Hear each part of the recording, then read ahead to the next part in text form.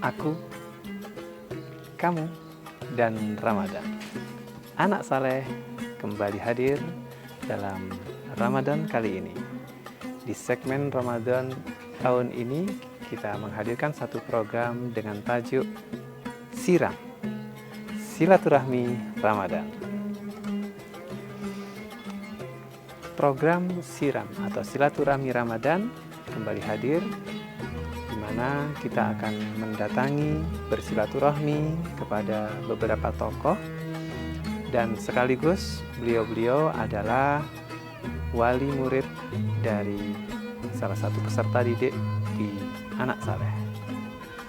Semoga dengan hadirnya Siram Silaturahmi Ramadan akan membawa manfaat dan keberkahan di Ramadan tahun ini. Terima kasih.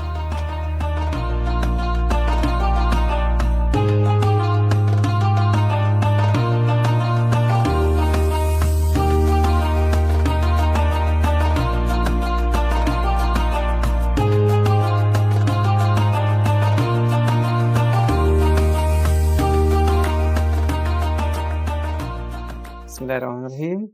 Assalamualaikum warahmatullahi wabarakatuh. Sobat SDAS yang dirahmati Allah.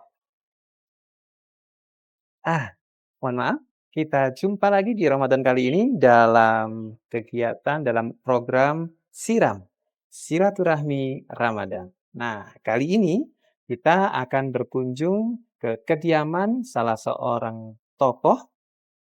Siapa beliaunya? Nah, kita akan lihat bersama. Dan siapa Anda? La haula wala quwwata. Loh, sampean toh. Apa gini, Pak? Anda lagi syuting, masa Allah. Iya, sepunten nih orang ngerti. Kayak orang bingung liwat-liwat aja. Ini loh, Kenapa? gini loh, Pak. Yang saya tahu kan selama ini zakat itu cuma dua ya. Ada Iya. zakat fitrah sama zakat mal. Nah, zakat mal ini kan pertanian, pertambangan, emas, jual beli. Iya, betul, Nah, betul. ini saya di WA mulai kemarin dianjurkan untuk zakat profesi. Zakat profesi. Gini saja sudah. Kebetulan tokoh yang akan kita datangi ini beliaunya juga paham untuk masalah ini. Ikut saja. Gimana? Oh, Monggo, gitu. Nggih, Ya, monggo. Ya. Nuwun.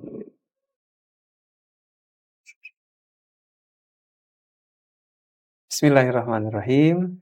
Alhamdulillah. Sekarang kita sudah kepanggih sama beliaunya. Abah kita, guru kita juga, Dr. Kiai Haji Isrokun Najah MAG. Assalamualaikum Abah. Assalamualaikum warahmatullahi wabarakatuh. Alhamdulillah. Ya Abah, ini kita yang pertama niat silaturahim. Kemudian juga kebetulan ada beberapa permasalahan yang tadi kita obrolkan di depan terkait zakat profesi. Ya, sebenarnya zakat profesi itu seperti apa, nggih? Oke, saya mulai dulu nggih. Aksiologi mengapa ada zakat. Jadi Allah itu memang mendesain tidak memberikan rezeki kepada hambanya itu sama. Okay. Seperti yang kita bisa lihat di dalam surat Nahl 71 itu Allah menyeru bahwa dalam persoalan rezeki Allah lebihkan satu sama lain. Artinya di kehidupan realistis ya, di sekitar kita ini ada banyak orang yang atas izin Allah itu sebegitu mudahnya mendapat rezeki ya. Deal bisnis itu mungkin nggak nyampe 1 jam bisa meraup tidak hanya ratusan ribu bahkan jutaan, mungkin puluhan, mungkin ratusan bahkan 1 M. Tapi ada banyak di luar sana itu yang kebetulan memastikan hari ini makan atau tidak. Kalau makan kira-kira di mana, apa yang mau dimakan itu masih banyak. Tetapi catatan Allah, kalau terjadi kesenjangan sosial, sesungguhnya bukan kesalahan Allah. Karena di dalam ayat yang lain, di dalam surat Al-Dzariyat, Allah itu menyatakan bahwa sesungguhnya masing-masing orang yang Allah berikan rezeki, itu ada sebagian untuk orang lain. Ya. Itulah karenanya kemudian Allah itu mengafirmasi ya, kemudian diterjemahkan secara implementatif oleh Nabi, oleh para a'immatul madzhab, maka muncul kemudian apa yang kita sebut dengan konsep sodako. Ketika kita bicara sodako, sehingga sodako itu secara etimologis saya angen-angen itu karena punya beberapa kata derivatif ya dari kata sodako. Itu ada kata sidkun, artinya benar, ya, tasdik membenarkan, atau sidkun itu jujur ya. Kemudian sidako itu artinya persahabatan. Ya. Maka sodako itu saya coba otak-atik itu kemungkinannya makna yang pas itu komitmen. Komitmen bahwa rezeki yang kita terima itu tidak semua untuk kita, dan rezeki yang kita terima itu sesungguhnya harus difungsikan untuk kepentingan ibadah yang menggunakan apa yang kita terima dari Allah itu yang kemudian kita sebut syukur. Jadi syukur itu ketika kita menggunakan sesuai dengan kehendak Allah SWT. Nah, setiap kita membincang tentang sodako itu selalu ada dua, okay? Ada dua itu klasifikasi, ada sodako wajib, ada sodako sunnah. Sodako wajib itu kapasitas seorang bapak kepada anak, kita tahu nafkah namanya, kapasitas seorang suami kepada istri, nafkah namanya, kemudian jika harta itu sudah 1 haul, sudah 1 nisab, zakat namanya. Kemudian ada lagi nazar, bukan nadarnya tetapi sesuatu yang dinadarkan yang sifatnya finansial, itu juga wajib. Dan yang menarik kalau di Indonesia ini, di Jawa khususnya, itu nazar tidak populer yang sifatnya finansial. Ya. Jadi misalnya orang punya kaul, ya, orang Jawa bilang kaul, jadi kalau saja, ya, misalnya ada orang tua bilang anak saya diterima menjadi PNS di satu lembaga tertentu, maka saya akan bernadar memberi misalnya 3 gaji pertama untuk masjid, untuk madrasah misalnya, untuk lembaga pendidikan yang lain. Itu nadar namanya itu wajib. Ya, di Iran ya nadar itu sudah dipahami mereka hubungannya dengan finansial. Kalau tadi saya bilang orang Jawa itu jarang nadar itu pakai finansial. Jadi kalau anak saya diterima, saya akan baca Quran, saya akan ziarah ke wali, saya akan. Jadi tidak sama sekali ada hubungannya dengan distribusi finansial. Kalau di Iran itu semua masjid punya layanan nadar itu loh. Jadi misalnya gini, kita kan sering diminta ini permohonan sholat gaib, permohonan kesembuhan si A si B gitu ya. Atau orang ditambahkan hajat apa. Nanti ketika orang itu punya keinginan misalnya agar keluarganya diberikan kesembuhan misalnya, maka yang bersangkutan itu mohon kepada Pak Tamir. Pak Tamir nanti akan mengumumkan kepada jamaah, mari kita doakan itu ya. Karena dia mengestimasi kalau itu hasil atau kalau itu sembuh nanti akan ada sekian rupiah yang masuk ke masjid ya. Itu nadar ya. Kemudian ada yang sunnah. Yang sunnah itu hadiah.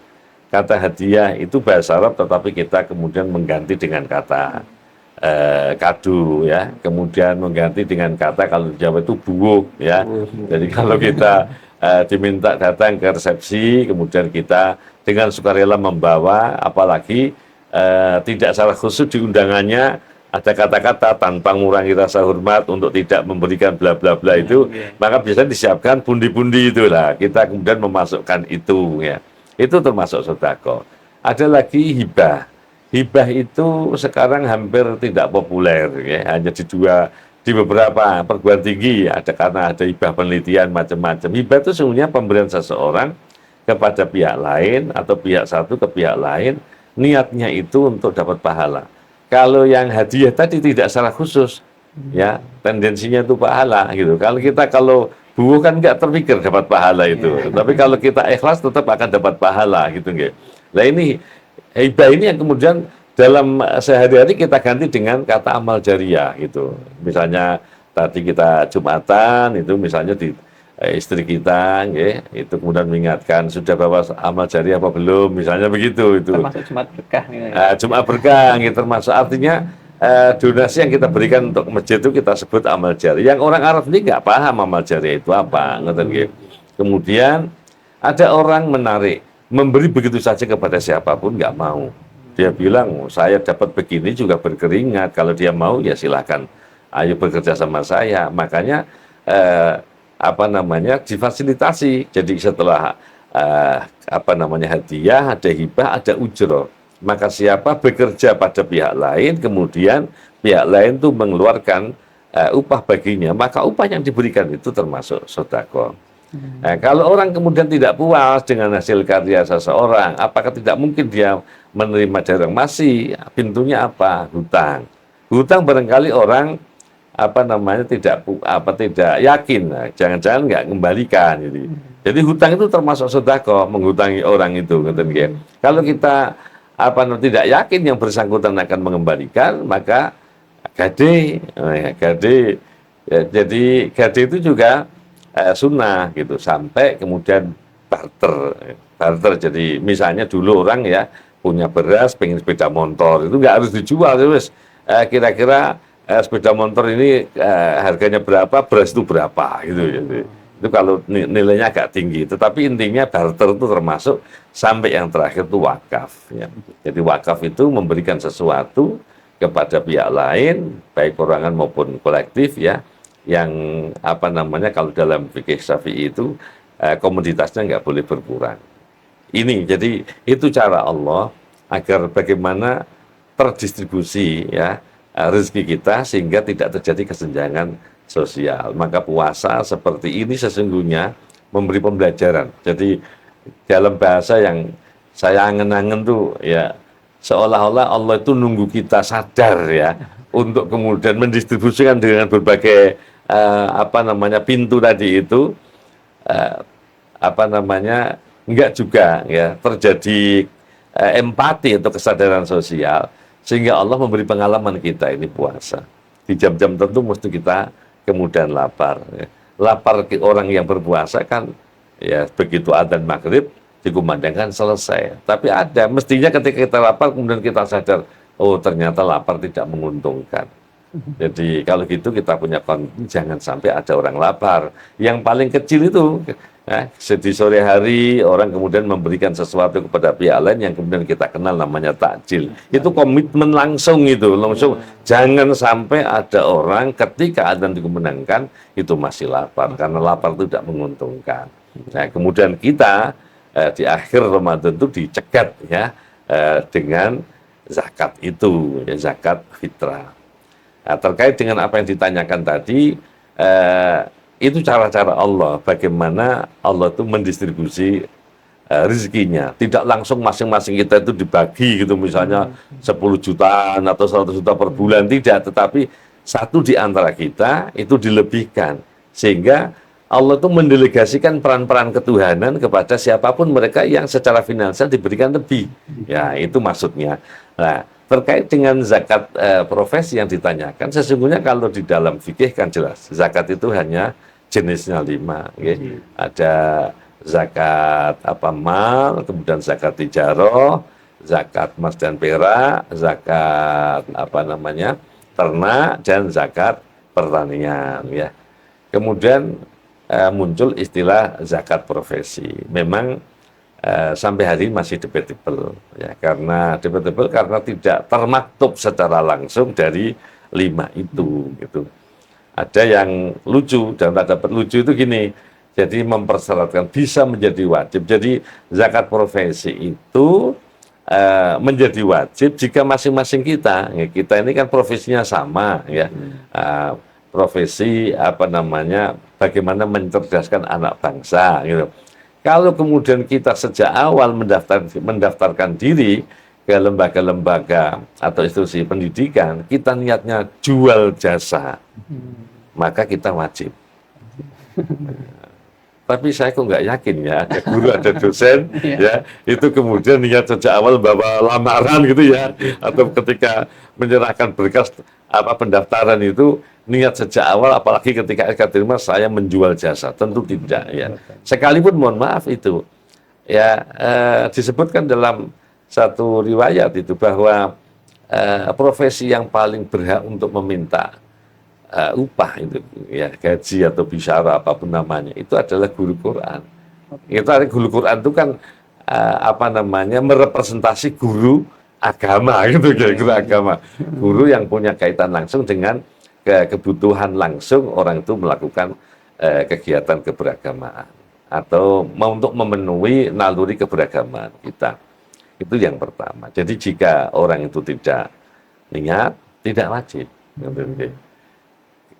Kalau niat menjadi wajib. Ya, pertanyaannya siapa yang niat, siapa yang tidak niat. Ya.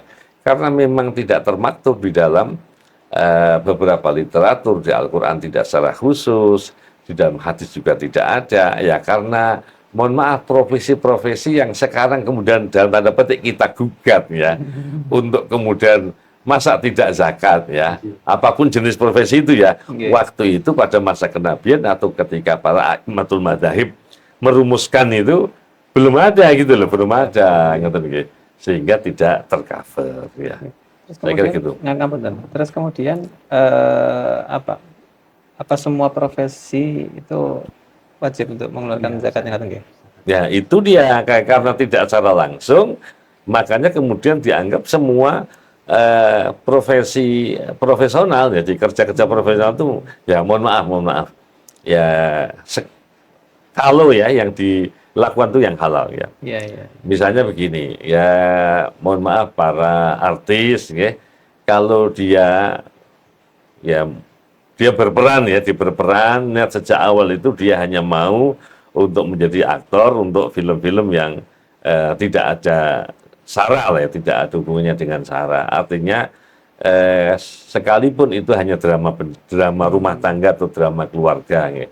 Artinya tidak kemudian ada adegan-adegan begitu, dan dia karena acting itu jadi perannya sebagai aktor itu, maka itu dianggap profesi. Orang yang kemudian ya sekalipun masih debatable juga, musik itu kan diharamkan, tetapi kemudian tidak pada semua jenis musik, tapi ada beberapa alat tertentu yang menjadikan. Karena itu ada beberapa yang memanfaatkan untuk media musik religi. Maka penyanyinya itu ya seperti kita tahu sekali orang tayang ya, apalagi jadi host ya, jadi host untuk satu kegiatan event tertentu live atau tidak, itu kan bagi orang yang kebetulan sudah punya nama mahal sekali. Kemudian mohon maaf lagi ini orang yang kemudian diminta lah oleh masyarakat untuk memberikan mauidhah hasanah ya, tetapi karena ketenaran yang bersangkutan sampai melibatkan manajemen, jadi tidak langsung. Jadi mohon maaf untuk menghadirkan itu sudah ber-JT-JT lah intinya ya. Tidak seperti kelas-kelas yang di desa-desa yang cukup dengan amplop, ini kan harus dengan rekening gitu, nggak bisa langsung misalnya itu kemudian, atau jasa apalagi yang halal yang perolehannya itu fantastis ya. Dalam satu event, jadi dalam satu giat itu luar biasa. Maka dalam tanda petik ada beberapa imam mutaakhirin ini yang kemudian mempertanyakan, masa iya tidak ada zakat? Petani 1 tahun dengan kemudian tingkat kepayahan seperti itu saja ya, diwajibkan untuk zakat ya. Zakatnya usur atau zakat humus ya, tinggal bergantung irigasinya gimana. Dan kadang-kadang perolehannya tidak sebanyak yang sekali manggung itu, gitu lah. Ya, karena itu ya sampai hari ini masih debatable antara yang wajib dan yang tidak. Tetapi ada beberapa nama yang bisa kita rujuk, seperti misalnya Syekh Muhammad Al-Ghazali, bukan Imam Ghazali ya, sini yang Syekh Muhammad Ghazali, kemudian Syekh Wahbah Zulaili, ada siapa lagi, beberapa nama yang tokoh-tokoh terakhir yang memotivasi, maka sesungguhnya mewajibkan wakaf bagi mereka itu sebuah keniscayaan. Nah, menurut saya tadi kan sempat singgung tentang kalau para petani itu ada zakatnya, ada perdagangan, ada peternakan kan. Kalau kita mengenal Nung Sewu ada haul, ada nisab. Ya. Di provinsi ini pripun? Itu berkenaan dengan bagaimana, ya karena satu, ya, kalau saya bilang legalitas, ya, legalitas kewajiban zakat ini kan tidak legitimit. Tidak legitimit itu artinya tidak semua imam itu punya kesepakatan yang sama tentang zakat itu harus bagaimana, zakat profesi itu harus bagaimana. Karena itu di forum Basul Masail itu pernah disinggung itu, setidaknya ada 3 cara. 3 cara itu menghitung, ya, menghitung itu tadi saya bilang ada loh, ya, yang sekali dalam tanda petik manggung, ya, itu bisa sudah senilai 1 nisab tanpa harus 1 hal gitu, ya. Itu ada yang harus kemudian mengumpulkan. Jadi kalau kemudian dikumpulkan itu semua 1 bulan, ya, itu sudah 1 haul, ya. Tidak nunggu netonya loh, ya. Ada yang tidak nunggu neto, tapi ada yang kemudian 1 haul setelah diakumulasi 1 tahun 12 bulan itu setelah dihitung brutonya. Jadi ketika jadi pengeluarannya berapa macam-macam sudah selesai, baru kemudian masih ada hitungan senilai itu, maka wajib itu. Ada yang tidak mengharuskan, jangan dibagi dulu, artinya nilai nominal itu harus dihitung. Jadi maksud gini, tidak harus kemudian melihat netonya. Ya pokoknya nominal itu kalau diakumulasi selama 12 bulan, itu ketemunya sudah 1 nisab, maka wajib. Nah, nisabnya itu berapa? Nisabnya itu sama dengan nisab emas, jadi 85 kilogram. Jadi kalau 1 gram sekarang itu 1 juta, berarti kalau dihitung gaji siapapun orang itu 1 tahun itu 85 juta, maka sudah wajib zakat. Ada yang memastikan setelah dikurangi biaya produksi. Biaya produksi itu maksudnya ya dipakai transport, dipakai konsumsi gitu ya. Itu baru kalau kemudian ada labanya baru zakat. Tapi ada yang bilang ya enggak, ya 85 juta itu diambil duluan ya. Ya, tanpa dikurangi untuk kebutuhan yang bersangkutan. Pokoknya kan perolehan. Perkara untuk apa distribusinya kan terserah yang bersangkutan. Ya. Jadi pokoknya yang lewat nominal. Ada lagi yang kemudian terkait dengan pembagiannya. Pembagiannya ada yang cara baginya itu ya per bulan. 5% itu per bulan. Ada ya per tahun. Sekalipun ya kalau seperti zakat tijarah, zakat pertanian itu kan setiap kali panen gitu ya. Jadi ini dianggap panen ini. Lain bulan Yang ini. Wah, luar biasa ini.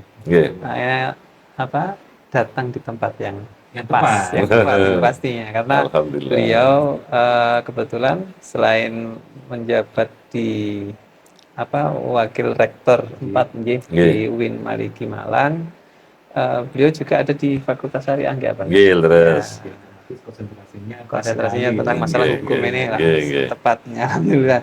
Nggih, ngapunten apa? Terus bagaimana ini kan kalau kita melihat di zakat itu kan kata-kata zakat itu asumsinya sudah ke agama Islam. Apakah negara kemudian menyamakan dengan kayak pajak penghasilan kados ngaten? Itu bagaimana ya, Pak? Sudah ada regulasi yang mengatur bahwa zakat itu bisa mengurangi pajak. Jadi sudah dikonversi. Itu pernah memang diusulkan dulu. Jadi supaya tidak ada, kalau penerimaan kan double account gitu ya. Iya. Ini double penarikan itu. Jadi ya ada pajak, ada zakat. Itu kalau nilainya sedikit nggak apa-apa, kalau banyak masyarakat terbebani. Karena itu kemudian dikonversi. Jadi berapa zakatnya, maka kurangnya kalau masih diwajibkan zakat maka dia harus zakat, kalau tidak pajak kalau tidak. Ini kan kebetulan bagi mereka ya, ini kan waktunya SPT ini ya. Kalau sudah terkurangi zakat maka bisa 0 itu, jadi tidak wajib pajak gitu. Apakah dalam pelaksanaannya kemudian ada kayak semacam sanksi ngoten apa ketika seseorang kalau di negara kan mungkin ada nggih apa itu ada pajak kan ada Nggih. sanksi kalau Yang memberi sanksi dirinya sendiri. ngoten nggih. Oke, ini kan terkait dengan kejujuran. Oh Oke, iya. kalau sejak awal yang bersangkutan jujur, maka dia akan menginput data seperti yang sesungguhnya. Tapi kan kadang-kadang orang lari dari pajak sehingga dia bisa memanipulasi. Supaya nol pajak. Supaya nol itu loh. Oke. Oke. Jadi ya kembali kepada yang tapi pastikan bahwa tidak ada yang sia-sia dari donasi yang kita berikan. Oke. Jadi saya ikut siapapun yang punya kesimpulan bahwa mendonasi apakah itu bentuknya zakat atau yang lain itu hakikatnya mancing. Oke. Betul. Dan umpan itu selalu tidak lebih gede daripada yang diumpan gitu loh. Nah, karena itu kita jangan ngelihat umpannya, tapi ngelihat yang akan kita umpan gitu loh. Kalau kita ngelihat umpannya loh gede nih ya, orang ya memang misalnya di Surabaya itu pernah ada salah seorang haji, saya nggak tahu profilnya apa itu zakatnya jutaan, zakatnya jutaan. Jadi sampai lebih lah puluhan juta itu zakatnya itu sampai 40 juta waktu itu ya. Dan kalau kita bicara pajak, kita informasinya juga ada yang pajaknya itu di atas 1 T itu. Kalau itu jujur gitu ya. Tapi pastikan. Jadi umpan itu tidak lebih gede daripada yang kita umpan. Jadi kita jangan eman karena sesungguhnya yaitu the real ya. Saya sering sampaikan itu kepada beberapa teman, kepada jamaah itu logikanya sederhana. Jadi kalau ini urusannya seperti pajak, seperti zakat ya yang saya maksud, bahwa kita kalau kemudian ke bank ya, itu kemudian kan oleh customer service atau oleh teller kan kemudian ditanya apa yang bisa dibantu, kita bilang mau nabung ya, kemudian kita diminta keluarkan buku tabungan, mungkin juga diminta KTP-nya, dan ditanya sejumlah uang berapa yang akan diberikan kan, uang kemudian kita berikan. Real di depan mata kita ada perpindahan uang itu dari dompet kita, dari tas kita ke teller. Ya, pertanyaannya hilang atau tidak? Harusnya enggak ya. Harusnya kan enggak. Ya. Seperti itu juga logika. Oke, logika, apalagi misalnya begini ya. Mohon maaf ini. Jadi rumah yang berkah satu di antara itu kalau ada anak yatim. Bukan anak yatim yang kemudian pokoknya adanya, bukan. Artinya ketika yang bersangkutan punya komitmen untuk melakukan kepengasuhan. Nah, kepengasuhan itu kan satu di antaranya melibatkan diri pada persoalan finansialnya. Ya, itu menjadi berkah. Gitu. Jadi ya itu yang harus kita motivasi, kita jangan lihat berapa yang kita, kalau kita masih hubungan transaksional ya, kalau kita transaksional ya jangan melihat yang kita umpankan, tapi kita lihat apa yang kita akan itu. Ini bisa jadikan quotes sini ya. Ya. Apa nih? Ternyata umpan itu tidak sebesar hasil. Ya. Oh iya. Semakin besar umpannya maka Semakin berpotensi untuk mendapatkan yang lebih. Jelas itu jelas. alhamdulillah. Oke. Saya ubah. Tadi kan sempat sampaikan bahwa pemerintah atau badan khusus sudah menangani zakat sebagian rupa. Kalau untuk zakat profesi ini di pemerintah apakah sudah ada wadah atau lembaga yang sudah mengaturnya? Kalau untuk kepemerintahan ya sesungguhnya ada UPZ di beberapa OPD gitu ya, tinggal digerakkan atau tidak. Ya semua bergantung kepada political will. Ya, semua bergantung kepada leader ya, kepada kalau leadernya ya karena laporan misalnya di satu kota tertentu ya itu ketika leadernya itu punya komitmen keagamaan yang tinggi, hasilnya tinggi gitu loh. Ya, terlepas mohon maaf yang ditarik itu yang diwajibkan zakat itu terpaksa tidak terpaksa ini Pak. Ini persoalan kondite gitu ya. Kondite itu maksudnya kalau saya nggak zakat ini nanti jadi laporan ya. Wah nanti saya nggak bisa naik pangkat gitu. Kita kan nggak mau tahu itu gitu ya. Tapi intinya apakah ada dalam tanda petik ketakutan atau keterpaksaan itu di luar kita. Tetapi yang saya ceritakan itu ada satu leader tertentu di satu pemerintahan tertentu itu tinggi.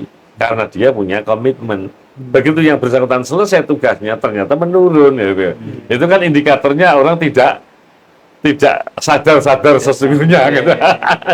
Tapi apapun itu, gitu. Tapi memang terkadang untuk hal yang wajib itu apa gitu, terkadang harus dipaksa gitu. Di zakat, makanya dengan menyampaikan ada sedekah wajib, ada sedekah sunnah. Satu di antaranya sedekah wajibnya zakat. Zakat macam-macam seperti ini. Nah, peruntukannya apa? Nun sewu, kalau fitrah kan insya Allah saling semera peruntukannya ke siapa? Itu yang menerima, penerimaan mustahiknya. Nah, ini di zakat profesi ini pripun, Pak? Penyalurannya itu sama dengan zakat mal. Kalau zakat fitrah, jelas saya ikut pendapat tidak ada 8 asnaf dalam zakat fitrah. Zakat fitrah itu hanya 2, fakir dan miskin. Dan saya agak konservatif dalam hal ini. Jadi enggak harus. Jadi mohon maaf. Ini kegelisahan kita. Kalau di anak soleh, ya, dan di beberapa lembaga pendidikan yang punya komitmen keagamaan, saya tidak begitu prihatin. Pertanyaannya adalah siapapun yang kebetulan putra-putrinya tidak di lembaga pendidikan yang punya komitmen keagamaan, kapan anak kita belajar agama? Kapan anak kita itu belajar Al-Quran? Saya ingat ketika kecil, ya. Saya kecil itu di komunitas yang kami semua itu orang sekampung merasa wajib untuk ngaji. Ngaji itu sejak subuh kita datang, ya. Pokoknya semakin cepat kita datang, harapannya semakin cepat kita kemudian diajarkan, setoran itu selesai, kemudian kita pulang lebih cepat sehingga kita bisa sekolah macam-macam. Dan waktu itu, ya, tidak ada seorang pun dari kami yang registrasi. Tidak ada pola itu. Jadi pokoknya daftar itu kita disowankan oleh orang tua. Ngapunten ini anak saya ikut ngaji, ya siapa besok ditunggu gitu. Sudah selesai. Mungkin kalau kemudian hari itu bawa-bawa ya sekali itu, ya. Kemudian kita merasa bahwa subhanallah, kadang-kadang ini di satu kampung tertentu yang saya pernah lihat itu sampai jam 10 belum selesai ngaji itu. Nah, terus beliau itu kapan bekerja? Nah, akhirnya kami semua waktu itu yang saya lihat orang-orang tua kami itu zakat fitrahnya ke yang bersangkutan. Jadi kalau misalnya kami ber-100 orang ngaji, ya 100 orang itu zakat kepada guru Quran kita itu, gitu. Kalau misalnya ini, ya, kita sepakat 3 kilo. Kalau 3 kilo per orang 100 orang berarti berapa? Kan 3 kintal, ya. Nah, 3 kintal itu yang kita tahu, beliau itu memanage bagaimana bisa menghidupi 1 tahun. Nah, terus nyun sewu yang saya dengar ada orang-orang yang tidak paham itu, nganggap ini sebuah ketidakadilan. Ini nggak adil, masa 1 orang dapat 300 fitrahan tanpa melihat peran serta atau partisipasi beliau dalam rangka mencerdaskan itu. Akhirnya ada yang iya ya, nggak adil masa sampai 300. Akhirnya kemudian dibagi-bagi. Begitu dibagi-bagi, kiai ini atau ustadz kampung ini, ya sudah, kalau begitu saya harus nyambut gawe, nyambut kerja. Ketika kemudian beliau bekerja, anak-anak sudah tidak ada lagi yang ngajar. Ini sempat terjadi sampai, mohon maaf ya, saya sering ceritakan itu, sampai periode Iqra. Ketika Iqra atas izin Allah, nasional waktu itu, tahun 90-an itu, orang kalau anaknya tidak ikut Iqra, itu malu. Gitu. Akhirnya mereka ikut Iqra. Ya. Begitu almarhum, ya, Pak Asad Umam, pencetus Iqra. Iqra itu sebenarnya pengembangan dari qiraati. Karena qiraati terlalu sulit, harus ada guru, ya, tersertifikasi. Akhirnya Iqra dipermudah. Booming waktu itu. Begitu kiai ini wafat, manajemen selesai. Ya, kemudian qiraati bertahan sampai hari ini, tapi tidak dinikmati banyak orang. Nah, sekarang dilihat siapa yang kemudian punya kebanggaan. Kalau dulu anak saya sudah Iqra 3, Iqra 4, sekarang nggak ada lagi itu, gitu loh. Itu satu di antara karena kita menyoal tentang zakat fitrah yang tidak seberapa itu. Kalau kita ngelihat ya 3 kintal untuk 1 tahun loh itu. Untuk beli sandal anaknya aja sudah berapa gitu, untuk istrinya itu kalau anaknya 1, kalau anaknya 9 itu repot lagi itu gitu. Iya. Karena itu kalau zakat fitrah saya ikut ya pendapat yang ya karena ada hadis zakatul fitri tu'matan ya. Zakatul fitri tu'matan lil masakin wa tuhrutan lisaimin. Jadi zakat fitrah itu secara fungsional punya fungsi untuk memberikan konsumsi pada orang miskin. Miskin itu siapa? Miskin itu kalau di dalam kitab At-Ta'rifat disebutkan orang yang misalnya idealnya 100 satu hari itu 100.000 ya, dengan anak sekian itu 100.000. Itu perolehan per hari dia bekerja kalau dihitung cash atau ketika satu pekan sekali itu misalnya itu paling banter 75, 80 ya, pernah sekali-kali 100.000 tapi tidak lebih sering. Itu namanya miskin. Nah, fakir tidak disebut karena fakir itu di bawahnya lagi. Jadi kalau orang itu kebutuhannya 100.000, perolehan per hari itu nggak nyampe 50.000 atau 50%. Nah, kalau untuk yang selain zakat fitrah maka ya asnafnya ke 8 asnaf itu. Okay. Termasuk zakat profesi gitu. Oke. Alhamdulillah.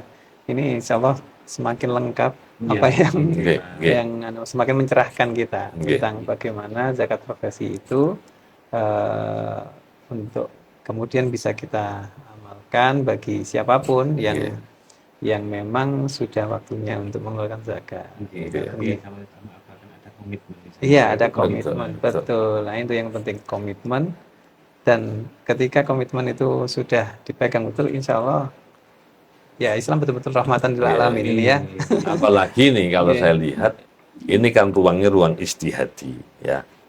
Artinya ada yang mewajibkan, ada yang belum. Maka tinggal saya tadi bilang political will. Kalau kemudian pimpinan itu sepakat iya, it's okay. Dan saya kira ya dikelola sendiri itu no problem. Dan mohon maaf hari ini memang belum tampak. Hasil itu yang kadang-kadang membuat orang itu bertanya itu hasilnya zakat itu kemana itu. Tapi ada pengalaman menarik di Kabupaten Malang, ada seorang kiai yang beliau otoritatif ya di desanya itu karena seorang kiai punya pengasuh pesantren, kiai sepuh, kemudian kebetulan lurahnya atau kepala desa itu muridnya gitu. Maka kemudian dikasih tahu, mbok diproduktifkan gitu. Gimana Kiai? Akhirnya dikumpulkan. Ya kalau konteksnya itu di pengusaha petani tebu. Maka petani tebu di desa itu di list siapa saja itu ada berapa orang. Taruhlah itu 10 orang. Masing-masing diminta untuk estimasi.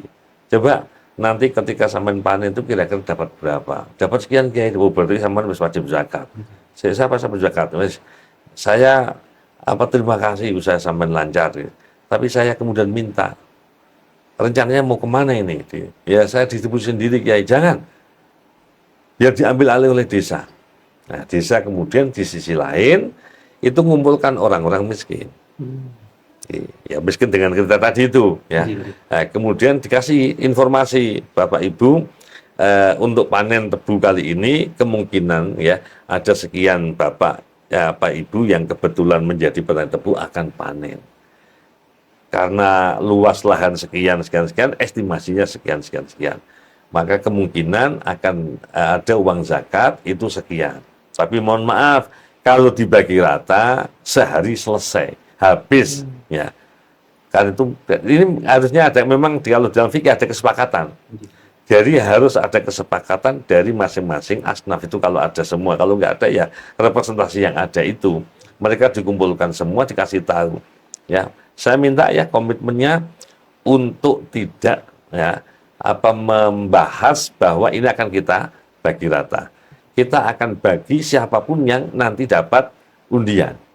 Ya, misalnya kalau orang itu misal taruhlah zakatnya 100 juta misalnya 100 juta orang 10 berarti sudah berapa itu 1 M 1 M misalnya gitu 1 M terkumpul itu misalnya kemudian di list berapa yang kemudian dapat itu Maka kemudian ditanya masing-masing, sampean apa pekerjaannya? Misalnya ini, saya bengkel Kiai, oke, sampean apa butuhnya? Kompresor, belikan kompresor. Ya, diestimasi 1 tahun ke depan dia sudah tidak lagi menjadi mustahikun zakat, sekalipun dia belum bayar zakat, gitu. Minimal dia sudah mandiri lah. Kemudian sampean bisa apa? Saya nggak punya keahlian tertentu, Kiai, saya serabutan, tapi saya bisa jahit. Sudah punya jahit belum? Maka kasih itu. Ada orang yang merasa saya punya ikan lele yang butuh apa? Karena butuh misalnya bibitnya, butuh lahannya dibangunkan. Tapi tetap dengan pendampingan desa gitu. Di desa begitu memberi desa itu representasi seperti LAS atau UPS itu ya. Jadi terus dipantau, diberikan pendampingan. Nah itu saya kira lebih bagus. Jadi kalau misalnya taruhlah anak soleh ini ketika siapa telah mengabdi sekian lama, estimasinya kalau dihitung kita ngikuti yang bruto tadi itu ya, dihitung 1 tahun itu sudah wajib zakat. Padahal kita kan harus tahu masing-masing orang itu kebutuhan keluarganya per hari per bulan berapa. Jangan-jangan malah ya itu seperti orang bilang itu tutup lubang gali lubang itu.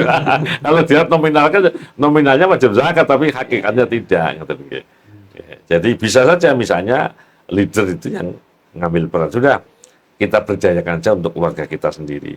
Misalnya golongan yang paling rendah di sela-sela. Misalnya kalau yang bersangkutan yang bekerja di sekolah, istrinya sama bisa apa Bu, jual gorengan dimodali itu. Tapi tetap dipantau terus, jangan dilepas. Kalau dilepas nanti untuk kepentingan yang lain yang tidak produktif. Ya, karena mohon maaf, saya juga pernah dengar ini ada anak dapat beasiswa kuliah gitu. Ternyata biaya kuliah tidak untuk living cost dia kuliah, dipakai orang tuanya perbaikan rumah.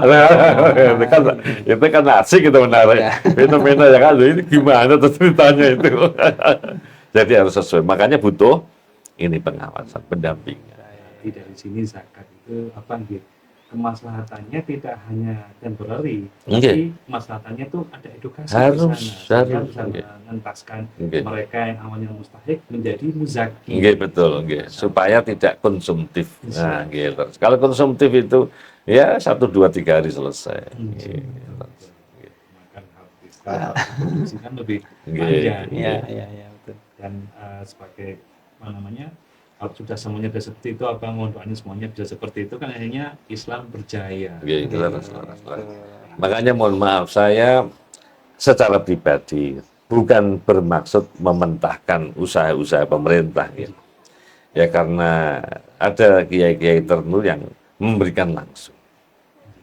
Jadi santrinya ya gitu langsung ditunjuk. Kalau kiai apalagi beruang dan tanda petik kiai ini langsung. Segi zakatku, ojo konsumtif ya, belikan ini misalnya, sama namanya belikan rasa nganggur, ini tak tukang sepeda motor, nanti untuk kepentingan Grab macam-macam dari itu nanti ditanya terus gimana sih, alhamdulillah ya ada itu, alhamdulillah itu. Jadi mohon maaf, jadi muzaki itu memainkan peran sebagai amil, dan amil lafdi ya, jadi dia yang bersangkutan tidak mengambil apapun. Jadi hanya sekedar mendistribusikan. Alhamdulillah.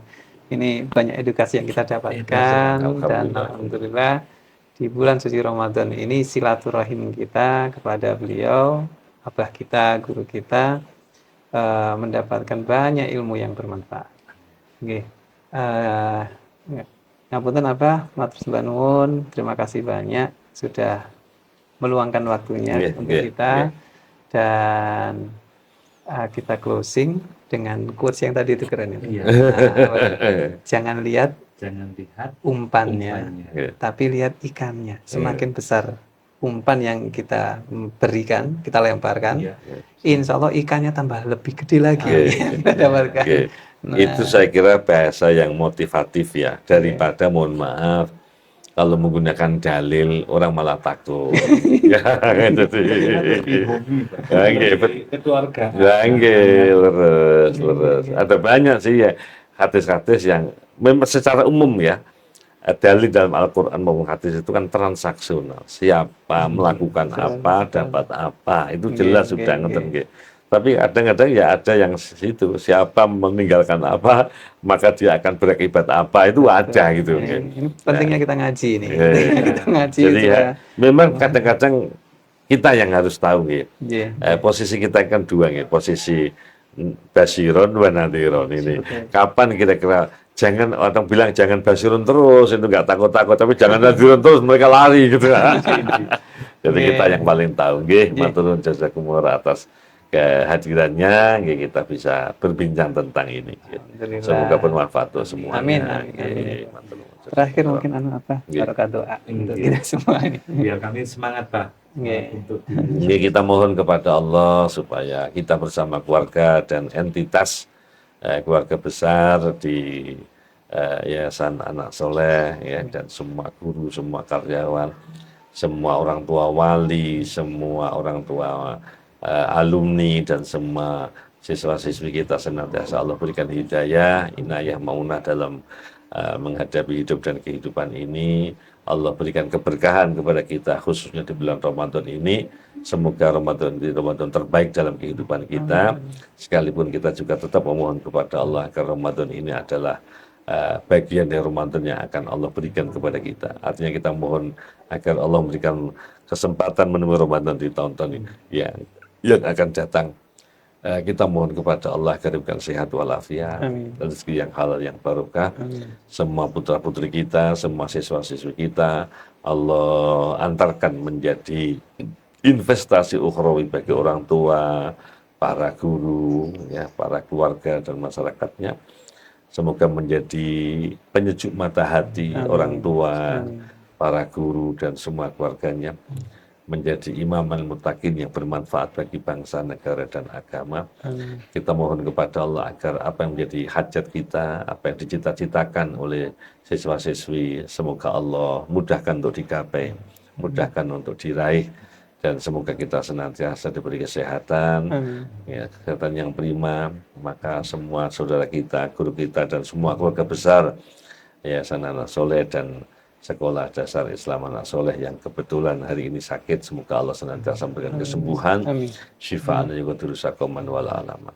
Orang tua kita, guru-guru kita, dan semua orang keluarga kita, termasuk keluarga besar Anak Soleh yang kebetulan sudah mendahului, semoga Allah senantiasa memberikan maghfirah, rahmat, dan surga Allah SWT. Kita diberikan istiqomah oleh Allah SWT menunaikan kebaikan-kebaikan, dan semoga kita diberikan ketapan iman sampai waktunya kita harus berpulang sowan menghadapnya, kita diberikan husnul khotimah.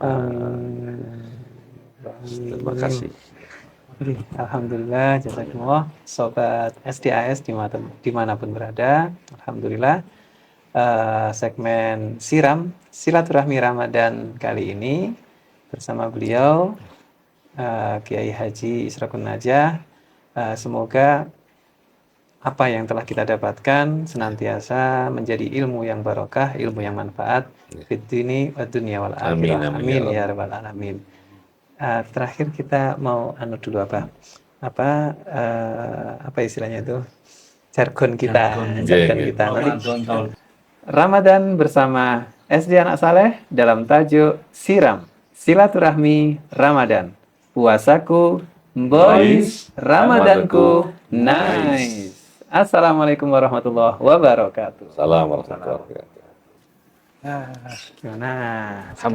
Alhamdulillah, ternyata dari ngobrol-ngobrol santai tadi sama beliau membuat saya semakin tahu. Saya terima kasih program luar biasa ini. Alhamdulillah. Nggih, semoga tadi apa yang sudah disampaikan oleh guru kita bisa kita amalkan, bisa bermanfaat untuk kita semua. Alhamdulillah, semoga saya juga bisa mengamalkan dengan keluarga bagaimana zakat profesi itu di sana ternyata ada hak saudara kita. Tujuan dari zakat untuk maslahat bersama.